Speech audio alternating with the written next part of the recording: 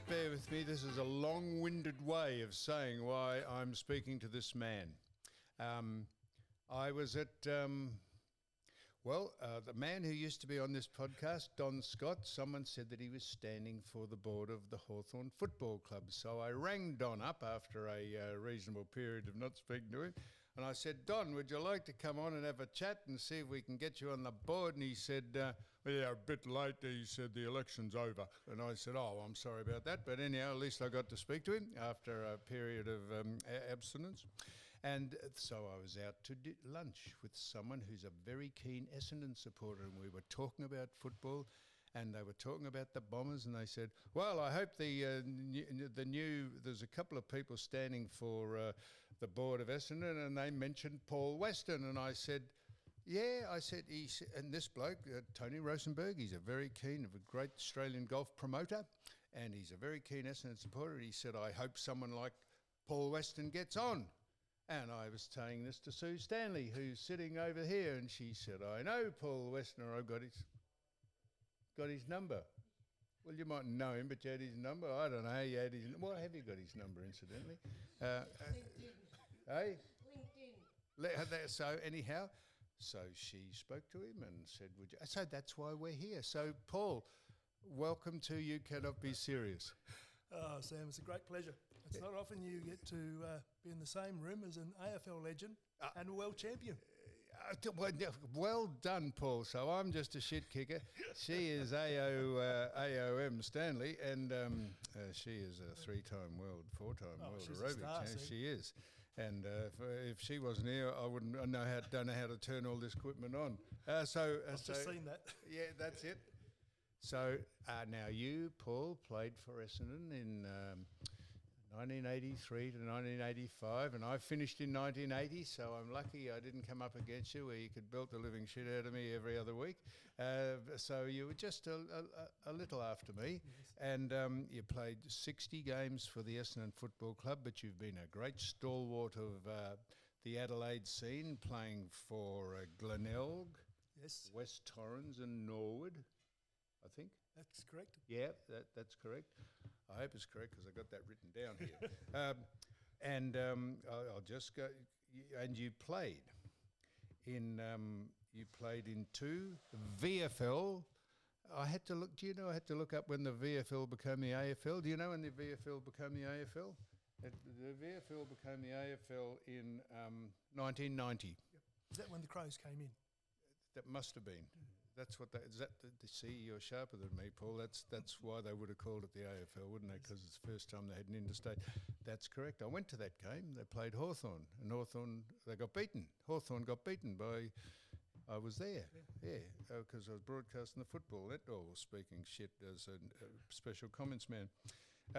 And you played in two VFL premierships in 84 and 85, back to back. Yes.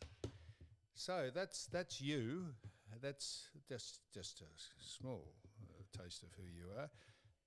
And how have you come, and why have you come to stand on the board, put your name up to be on the board of Essendon? Because I have some questions about Essendon, but we'll get into them.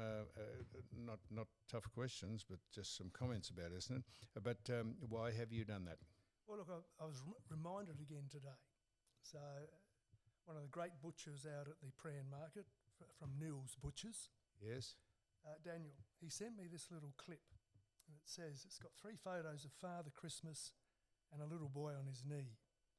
First question, Sam, is what would you like for Christmas? The youngster says, a Porsche 911.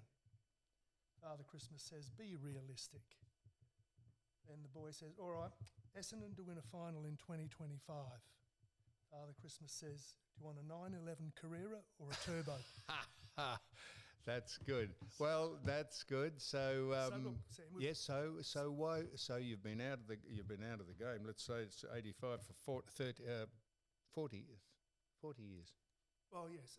Hang on, out of Essendon. Out of Essendon, yes. That's 40 years. It in the is. 39. Yeah, I know. Yep. I know. We've so got why? 40 years. So why have you suddenly? Is it interested you to come back, and who has inspired you to, and who has asked you to, and who has coerced you to, Paul? Look, no one's really coerced me. I came back to Melbourne 2010, and I've been watching Essendon very closely for, I guess, the last 14 years. And, you know, the Essendon I knew was the most successful club in the AFL/VFL history. It was respected, admired. We're a destination club, Sam. And today, you know, we're the butt of jokes. You know, we've lost that respect. People no longer admire us, and we're no longer a real destination club. So I just feel, you know, you're either critical and sit on the sidelines, or you try and do something about it. So have you been critical by sitting on the sidelines? Have you been vocal about it, or have you put your name out there saying, well, like, you know, Trump said, you know, that America's stuffed and, you know, give me a chance and I'll fix them? Have you been out there lobbying, or has someone said, why don't you have a crack at it? Now, look, I would say over the last 10 years, I've had many meetings with different board members, different CEOs, to express my concerns and what perhaps we could do better. I mean, you know, I'm looking at our culture, I'm looking at our leadership, and I'm looking at our player development. And I don't believe it's been good enough. So before we get into that, which comes first, the chicken and egg? Does a coach win a premiership side, or can he only work with the people that the recruiters get for him to work with? We'll get onto that in a minute, but you mentioned 2010. I think you said you went back to the club, which happens to be the year of the drug saga. That's that. No, it was a bit later than that. It was about 13, 14. I think, no, I think, Paul. Sam? No, I think the investigations and everything started then, but 2010, I think, was when Essendon embarked on a supplements program and got it underway. And after people realised what was going on, whether you think that was good or bad, I think it gathered steam in 2013 and 12. Right. But I think 2010 was the embryo stages of it. But I'd take you on advisement if you say that. That's what, when I looked it up, right, that's what it said. But somewhere around then is what, and that to me, and I was on the television then, and I was a great defender of the nonsense that went on, because to this day, no one has ever found out, ever has any substantial evidence that Essendon did anything wrong. It was all reasonable speculation, or I think they called it, I didn't want to get onto this, it was a comfortable satisfaction that they'd done something wrong without finding they'd done anything wrong. And the way the league handled it, and Awada, how they buckled to Awada and Asada, was an absolute disgrace, and they ripped the fabric and the reputation of that great club away without any, and the media fell over themselves, became hysterical and character assassinated everyone without any evidence at all. I don't care what anyone says, and you can say, Joe, I'm starting lecturing you, Paul. So that's how I was a great defender of Essendon, because, like, let's have some facts. Let's not have some speculation. And what they did to them, just because they speculated, that's what they did. They cruelled them, and they've never recovered. Is that fair? That's fair, because you know, they certainly weren't found guilty of taking any illegal substance Correct. whatsoever. It says here, I've written this down. It said here they. I wrote down what they said. There was, in 2013, there was no finding of anything illegal. That's the ASADA, AWADA, the league, the AFL, the attorneys. They said there was no finding regarding illegality. I thought, well, holy mackerel, that just to throw a club under the bus after 100 years of being in business and being a great club, I thought that is a disgrace, and how badly handled. But anyhow, so how do you think? So you've had successive recruiters and successive people looking after the club, and where do we lie? Where do we blame? Where do we lie the blame that we haven't recovered? Essendon hasn't recovered since the drug saga. Look, I think culture and standards are a board responsibility. They set the culture. They set the standards. And then you've got to have some actions put in place to make sure that you can have a pathway to meeting those standards and the culture you're trying to drive. And you asked about is it solely the coach's responsibility to be successful? Well, I think it starts at the top. I think it starts at the board level and filters the way through. The due diligence of the board. So if you look at 3 premiership coaches in the last 15 years. From Essendon? No. Oh, yes, sorry. Because there's only been one, hasn't there? Mr. Sheedy, yeah. From the competition, Sam, you've got Bomber Thompson, Damien Hardwick, and Simon Goodwin.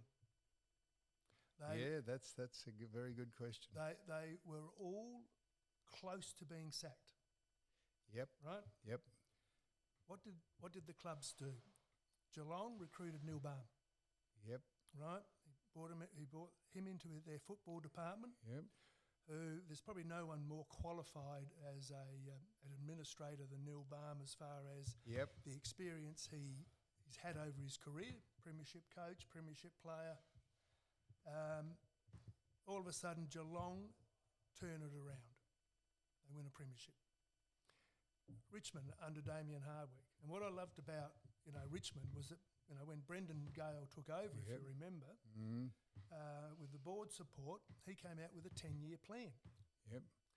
And he made it public that, our goal is to win 3 premierships in 10 years, take our membership from 43 to 75,000, and extinguish our debt and be, cash flow positive. And he achieved each of those. They grew their membership to 100. Since Brendan Gale? Since Brendan Gale came and stood behind the coach, they've won 3 premierships, have they? Did you say that? Yes, yeah. But also, Neil Baum came to the club. Came back? Yes. Yes. Right, and was the footy manager for Damien Hardwick. Yep. So, of course, then they had success. What happened at Melbourne? There was speculation that Simon may lose his job. Yep. They recruited Mark Choco Williams. Yes. Again, they did. Great man of football, premiership player, premiership coach. So there needs to be a particular environment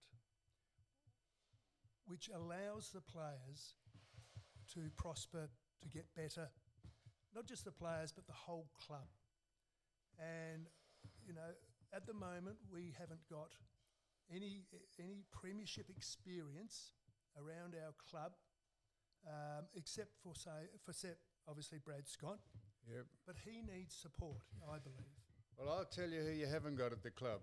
You haven't got Choco Williams or Neil Baum. Is there a all-points bulletin going out to either one of those 2 blokes? Could they possibly come over to Essendon and give us a chop out? Well, they've been pretty successful, haven't they? Well, they have. I have sort of, now that you mention it, understand that, but I've never heard it said so plainly that the backing behind the coach has been Neil Baum at one club, and then he came back to Richmond, and I know Choco was, Mark Williams was very instrumental, but I've never heard it said so plainly as that, and it makes absolute sense. So you need one of, so when I was at Geelong, and I wait for this, in the 60s, Bob Davis was the coach, a gregarious coach who got the players to play for him, not in spite of him, and the strong man behind Bob was a bloke called Tom Morrow, who... He ruled not with an iron fist. You could rule things with an iron fist in those days. Bit different now, but he backed Bob up, and he was the disciplinarian, and Bob was the happy-go-lucky guy who got the boys to play football and gave them a bit of a chat at quarter time and half time and all that. But Tom was one of those Neil Baum characters. Yeah. Well, Richmond had it back in the 60s Yeah, too it's with Tom Richmond Hafey, didn't it? and With Graham Richmond. Graham Richmond. You're quite right. So you're on the money, Paul. So without a slight on who's there at the minute, who is behind Brad Scott in that capacity at Essendon at the minute? Well, as I said, we haven't got the premiership experience behind Brad Scott at the moment. Yeah. So, look, I'm not saying we haven't got good assistant coaches. No, I understand that. Right? But, there's a different level of commitment required to go from being middle of the road to being a finals team to being a premiership team. I mean, I'm sure Sue can tell you, Sam, what commitment was required for her to be number one in the world. I mean, you're a golfer. You would have heard of Sort Scotty of Scheffler, golfer. Yep. right? Yep. The year he had just recently, Yes. number one in the Extraordinary. world. Yep. Extraordinary. Extraordinary. He has 6 weeks off. What does he do? Those in practices. He goes and changes his putting grip, Oh yes. Sorry. Yep. right? So he thought, even though he's number one in the world, Yep. he thought, I can still improve. And I can improve because I've been missing a few 5-footers. So he worked on a different putting style for those short putts. He played his first tournament last week, Sam. Do you know how he went? No. He won by 5 shots. Scotty Scheffler. Mm. In what? It was Watched the golf. It was the Honda Classic. Was it? Or there was, I think, It there was was only too. 20 players. That's wasn't right. No, there's no cut. But there was all, I think, past winners Yep. from the year. That's right. I missed that. I'm staggered. I missed that. I'm devotee of all that stuff. Did he? And he won it. He won by 5. Yeah. He was 24 under. It's almost Woods-esque, isn't it? In fact, Absolutely. there's almost a case that he's just about as good, but probably not quite. See, look, very few of us ever reach our potential because it requires enormous commitment, enormous sacrifice. So, Paul, how do you extrapolate, if that's the word, how do you extrapolate Scotty Scheffler for the 5 weeks off, concentrating on something he thought he was deficient at by going and putting? How do you translate that over to a bunch of squad of 40 players, all who mightn't have the discipline of the person standing next to him and have to be cajoled and asked and pleaded with to go and do extra work? And how do you get a group of people rather than an individual to concentrate on what they're not good at, and what is that, and who tells them that? The coach, in the end, delegates his authority, doesn't he, to a lot of people? He does. I mean, he delegates it to the forward coach or the back coach or the midfield coach. They've got obviously psychologists down there to help them with their mental aspects of the game. So look, there's a long list of assistants they've got down there, but I understand it's very different today than it was in our day. Yep. The coach would say, "This is what you've got to do," Yep. and you just go out and do it. Today they ask why, and that's fair enough. So you have to know how to treat each player individually. You have to know their weaknesses, and you have to have a pathway for them to be able to get better. Now, to do that, you have to have their confidence. You have to have their respect. And you have to be genuine in, I want to help you, Sam. I want to help you get better. These are the areas I think you can improve. So do you think clubs fall into the trap of having too many specialist coaches, too many fingers in the pie? Because when I used to comment on the football, I didn't used to go through all the Dorothy Dick stuff about I used to watch them at quarter time, half time they'd go into the rooms, and at 3/4 time out in the ground. And the forward line coaches would take 6 blokes down there, the back line coaches would take 6 or 4 blokes up there, and the centre coach would, and I thought, I wonder if either of them know what the other are talking about. What does the back line coach say, when you get the ball, could you look for or not look for or kick it to someone on the forward line? And does the forward line coach know what the back line coach is trying to get his players to do? I could never work out how they all knew what they were talking about, and I've got a feeling they didn't. I just thought they were drawing a salary and they were part of a team and they were trying their hardest, but to me it looked as though it was all a bit disjointed. That's a very naive way of looking at it. If you just, I remember looking at it every week thinking, I wonder if each of them know what they're talking about. Look, Sam, I don't think it's not just Essendon's problem. No. I think this is an industry problem. Do you realise that just less than 40% of players don't play 10 games? Just around 40% don't play 10 games. Is that right? Just under 70% don't play 50 games. No, that's extraordinary. I didn't know that. They're very telling stats. They're alarming stats. So what I feel, my view is that we reach our first standard or first level by our physical ability. That's our kicking, marking, running, jumping, etc. How far we progress from that is, I call it football intelligence. You know, how to position ourselves, where to run, timing of our leads, how prepare for the next contest before the ball's 100 metres away. Yep. Scott Pendlebury. Yes. He's not quick. No. He doesn't jump on shoulders.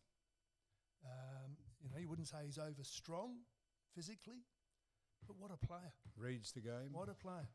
His Greg Williams. His football intelligence is off the charts. Yep. He survived 17, 18 years at an elite level. Yep. If we can help in that area, then that is the growth I feel for all of us.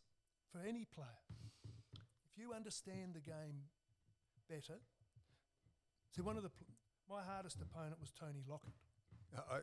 You and the rest of the of the people. Yep. I was probably lucky. I didn't get to play on him very long. I was normally moved by about the second quarter. You and everyone else. But one of his great strengths, I believe, was he knew when to lead. Yep. I mean, he was quite quick over 5 metres. Yep. His timing of a lead was impeccable. His positioning was the same. It wasn't just his physical abilities that were so good. He understood what he had and how to get the most out of it. Very few players know that. So, Paul, how are you? So, what you say absolutely makes sense and is so logical and all that stuff. How are you if you...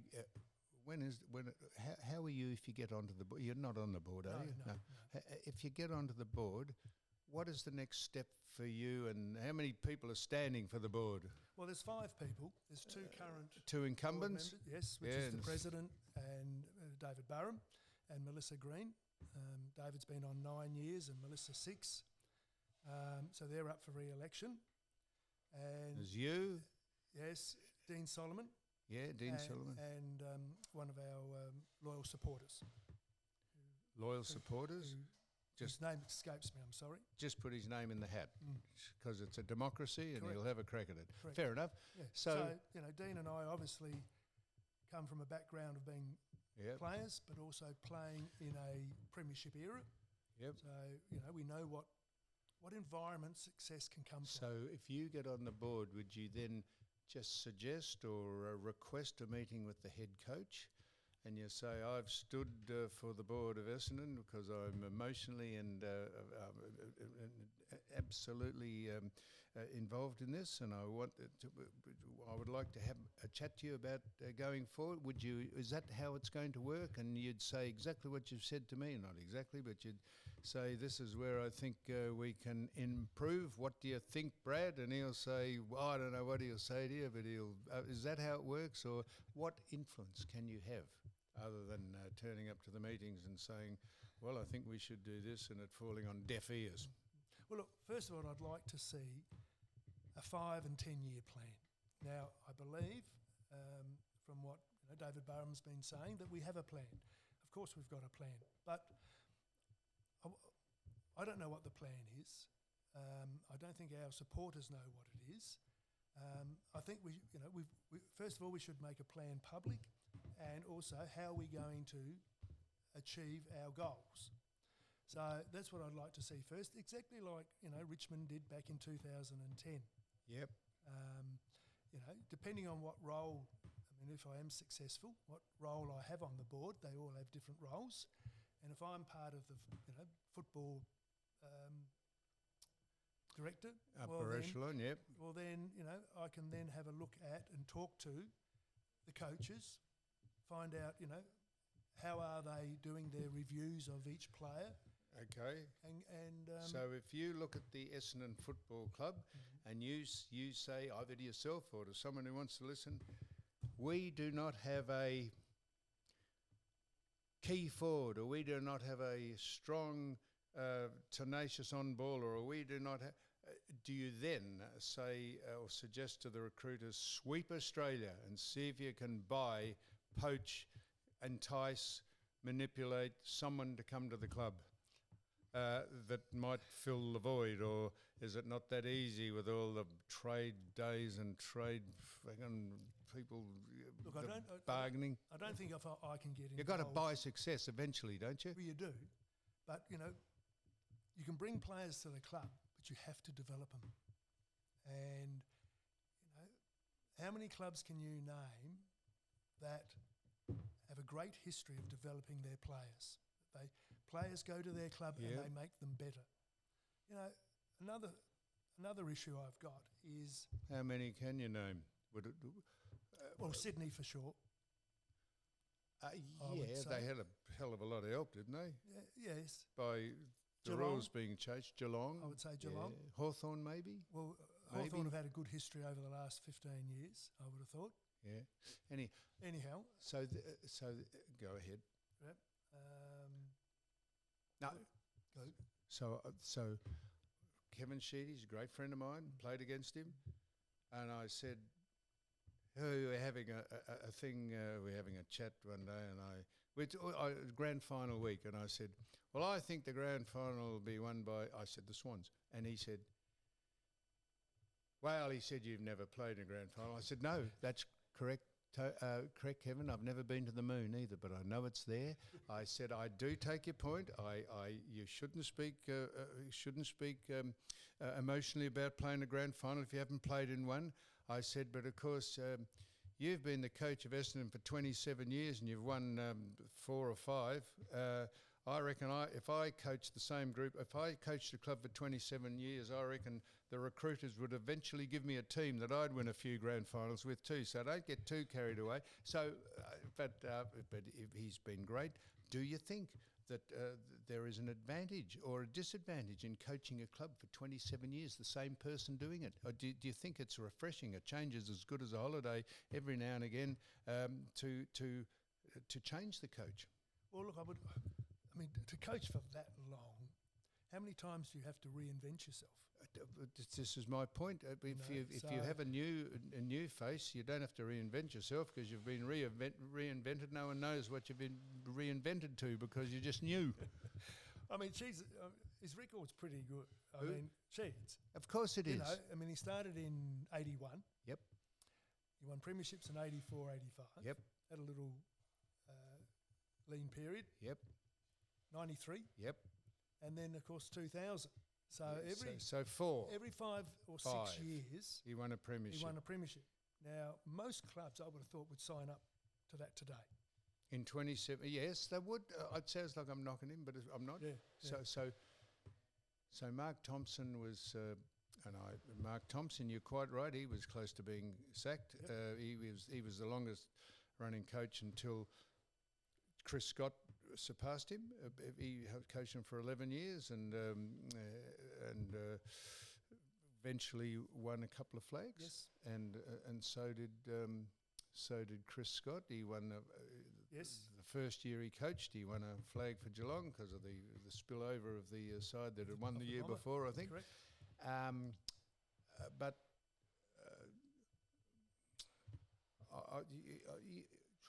So how much? importance do you put on John Longmire, the coach of the Greater West Sydney, who how they've stayed afloat after seriously walking into a grand final, but just getting beaten in the last hurrah twice. I know. And no wonder John Longmire resigned. I mean, seriously, after 2 attempts at winning a grand final in 22 and 24, to take that mob of people to a grand final down in the MCG and have that display, I reckon that just about cruels your whole record. Harsh to say that, I know. It's easy. Look, it is harsh. I mean, again, Sam, I mean, if you looked at our 83 grand final, we were embarrassed. Yeah. We lost by 13 goals. Now, I remember vividly sitting in the change rooms after the preliminary final. Yeah. And you've got to remember, we hadn't played in a grand final since, 68. So I don't remember that, but anyway, it was a long time between drinks. So we've just come off 2 losing elimination finals in 81, 82. And we make the grand final in 83. Get belted. The elation in the rooms after the game was unbelievable. In when? 83? 83. By getting into the grand final? After the preliminary final. Oh, yes, right? That's right. Yep, because we had achieved something. Yeah, you peaked a bit early. Correct. Yep. Absolutely.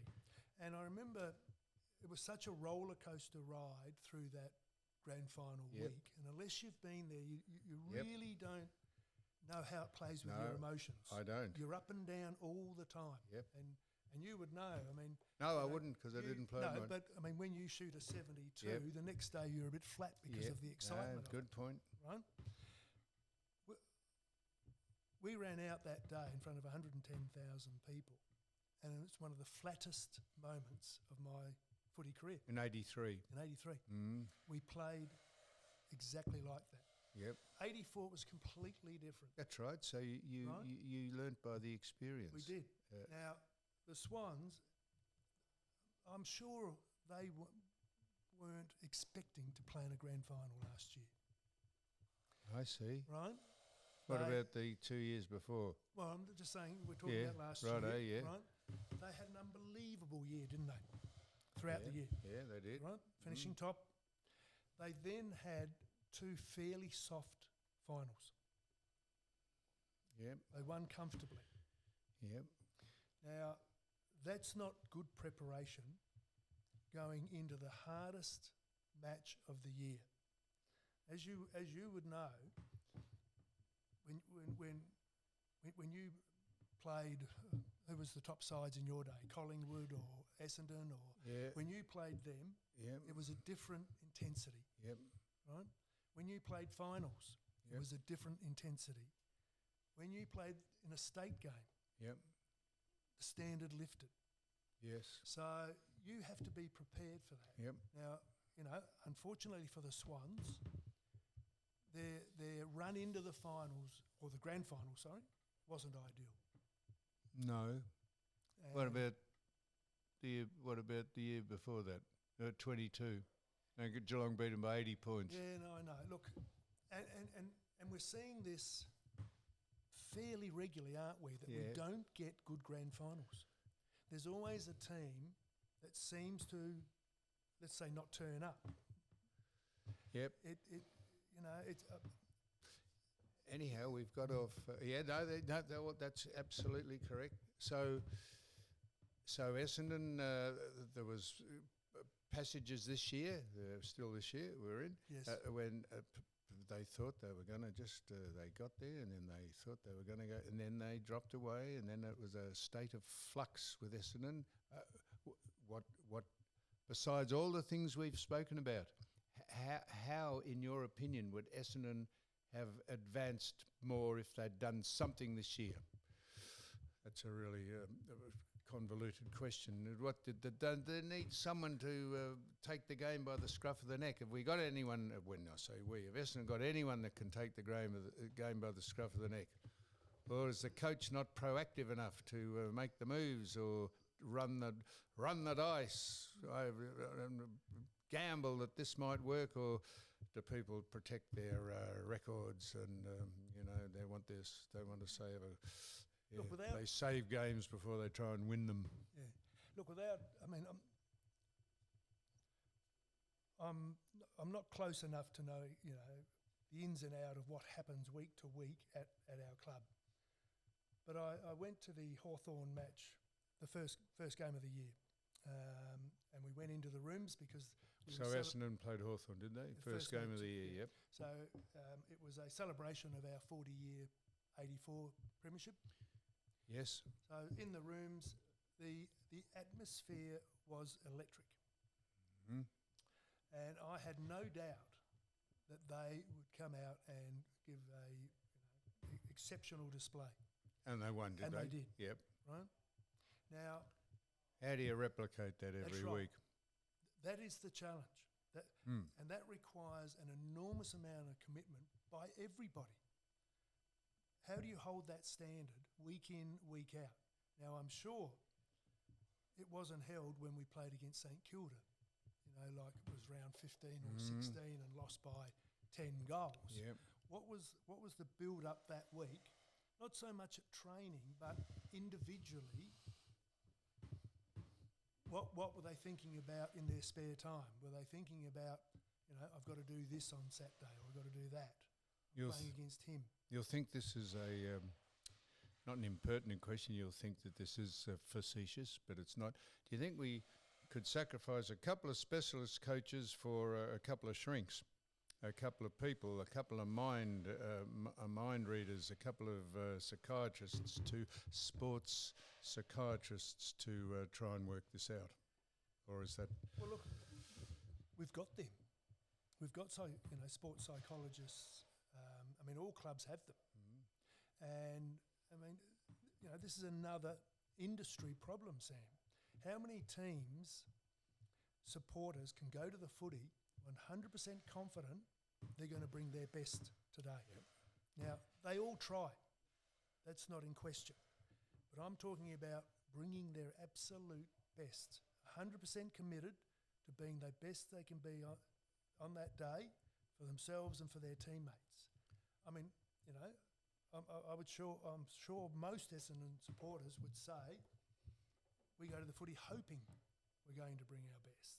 Is it going to be the effort we see against St Kilda, or is it going to be the effort against Fremantle a week later when we came out and we were superb?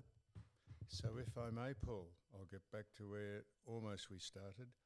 Wasn't this the idea of the supplements program, is to get that edge, legal edge, on getting players to play as good as they can, rather better than they could, by having them fit, recover from injuries with a cocktail of legal supplements that some say got out of hand, others say they probably recognised that back then and thought this might be the way to go. Well, perhaps they did, but it certainly failed, didn't it? It certainly failed, as in because they got penalised and run out of town, or they didn't perform any better. I don't think that. Well, from my memory, I don't think they. Yeah, I can't remember that either. Yeah.